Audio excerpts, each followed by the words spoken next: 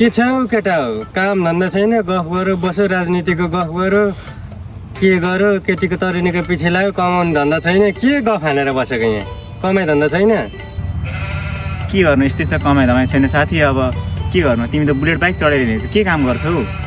गर्छु नि साथी, आफ्नै बिजनेस धन्दा छ, 500 केटाहरूलाई रोजगार दिएको छु, एकजनालाई विदेश पठाउँछु, यस्तै धन्दा गर्छु। दुनियाँ धेरै छ मेरो बिजनेसहरू, तिमीहरूलाई अब के लफङ्गा उहिले मसँग आऊ भनेको होइन, यसो कमाइ धन्दा हुन्थ्यो, केटाहरू आउँदैन अनि के काम धन्दा गरे केटा, म लागेँ ल।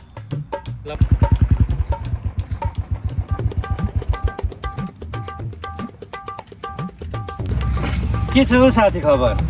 ठिकै छ साथी। के कस्तो पैसा नभएर तनाव छ यार, खै त्यसो 20 रुपियाँ छ भनिदेऊ त, खैनी खानु भनेर कस्तो तल्लो लागिरहेको छ। अघि त साथीहरूलाई त बुलेट बाइकमा काम दिन्छु, रोजगार दिन्छु भन्दै थियो। यसो गफ दिएको नि गाउँका लफङ्गाहरू, यो बुलेट बाइक पनि एकछिन केटाहरूको यसो मागेर यसो सान देखाउन लिएर आएको कि। ठिकै छ साथी हो, अब के गर्नु, दिने खैनी खानुपर्ने कस्तो तल्दो लागिसक्यो त्यहाँ। कति चाहिएको अरे साथी? 50 मात्रै हो नि। 50 पनि होइन, 20-30 रुपियाँ भयो हुन्छ कि साथी। साथी हो ल, 50 रुपियाँ ल, यो राखिराख।